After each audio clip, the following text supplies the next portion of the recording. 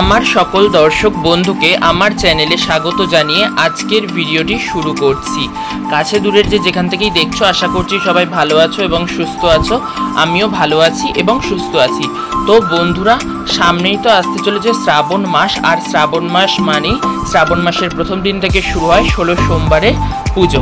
16 সোমবারের ব্রত রেখে থাকে সবাই, নারী পুরুষ উভয় সবাই কিন্তু এই ব্রত রাখতে পারে। এই ব্রত অনেকে বৈশাখ জ্যৈষ্ঠ মাস থেকেও শুরু করে, অনেকে চৈত্র বৈশাখ থেকেও শুরু করে, আবার অনেকেই শ্রাবণ মাসের প্রথম সোমবার থেকেও শুরু করে থাকে।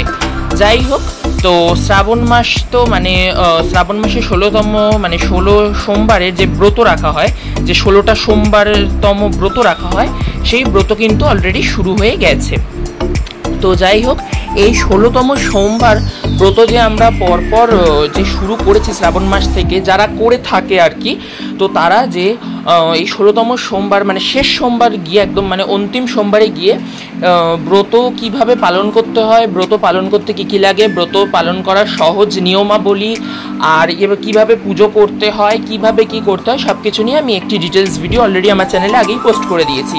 আজকের ভিডিওটা তোমাদের রিকোয়েস্টেড ভিডিও, তার কারণ হলো ব্রত ভঙ্গের ব্রত শেষ হওয়ার পর ব্রত ভঙ্গ ব্রত উদযাপনের নিয়মটা নিয়ে আজকে তোমাদের সাথে একটু বিস্তারিতভাবে আলোচনা করব। তো তোমরা আমার পুরো ভিডিওটা শুরু থেকে শেষ পর্যন্ত দেখতে থাকো। আশা রাখছি আজকের ভিডিওর পর আর আমার এই বিষয়টা নিয়ে আর ভিডিও দিতে হবে না, তোমাদের এই ভিডিও দিয়ে আমি পুরো ডাউট ক্লিয়ার করে দেবো। তো শ্রাবণ মাস যেহেতু বাবা মহাদেবের অত্যন্ত প্রিয় মাস, তো শ্রাবণ মাসে তো আমরা 16 সোমবার ব্রত শুরু করে থাকি।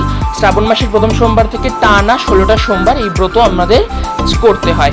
এইবার আমরা শেষ সোমবারে, যেদিন শেষ হবে এই সোমবারটি, সেই শেষ সোমবারটিতে আমাদের কিন্তু কিভাবে ব্রতটিকে উদযাপন করতে হয়। তো চলো এবার মূল টপিকে যাওয়া যাক। আর আমরা তো এই কয়েক সোমবার আমরা তো যে ব্রত রেখেছিলাম, আমরা তো এই 16 সোমবার যে ব্রত করেছিলাম আগেরগুলো, তো সেই ব্রতগুলো আমরা কিন্তু যেভাবে পালন করেছি ঠিক সেইভাবে পালন করতে হবে, তবে নিয়মটা একটু আলাদা, একটু সামান্য আলাদা।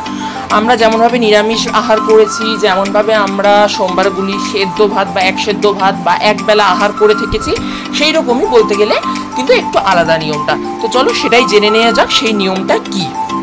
তাহলে আর তোমাদের আর কমেন্টস করে আর জিজ্ঞেস করতে হবে না। তো যাই হোক, ভিডিওগুলো আমি একটু তাড়াতাড়ি আনছি, তার কারণ অনেক ভিডিও আছে, তো অনেক ভিডিও দিতে হবে, তো ওই জন্য ভিডিওগুলো পরপর তোমাদের সাথে শেয়ার করে দিচ্ছি।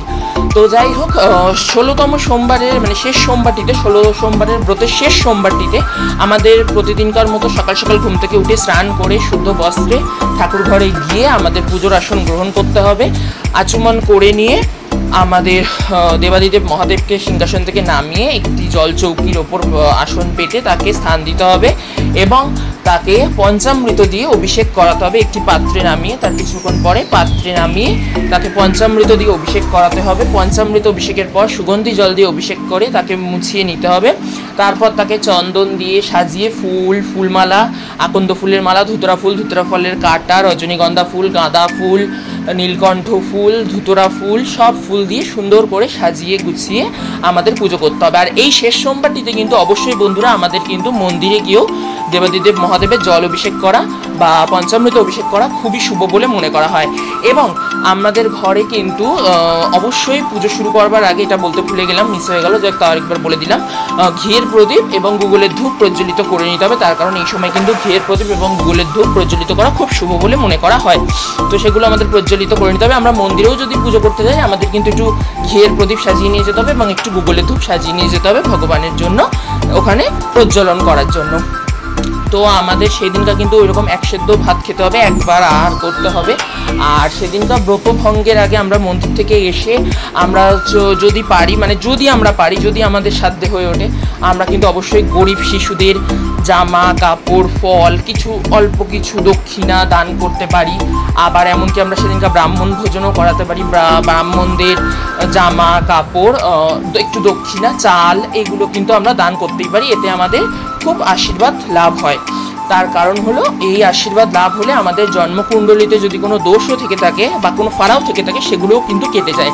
আর শাস্ত্র মতে মনে করা হয় এই 16 সোমবার ব্রত কিন্তু মাতা পার্বতীও দেবাদিদেব মহাদেবের জন্য পালন করেছিল। তো আমরা তো অবশ্যই করি অনেকেই, তো তাদের জন্যই কিন্তু আমার এই সহজ সরল ব্রত ভঙ্গের, উপবাস ভঙ্গের নিয়মবিধিটা আমি তোমাদের সাথে ছোট্ট করে শেয়ার করলাম।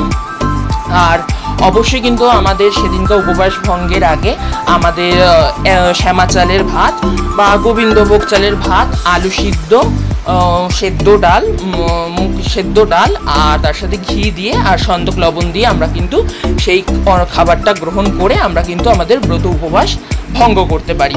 তো এইভাবেই কিন্তু আমরা 16 সোমবারের শেষ সোমবারটিতে গিয়ে আমরা আমাদের ব্রত উপবাসটা ভঙ্গ করে 16 সোমবারের ব্রত শেষ করতে পারি। এবং ভগবানের কাছে, ঘরের ভগবান বা মন্দিরের ভগবান, সবার কাছে আমাদের একটাই প্রার্থনা করতে হবে, এরকমভাবেই যেন পালন করতে পারি, ব্রত আরও ভালোভাবে উদযাপন করতে পারি।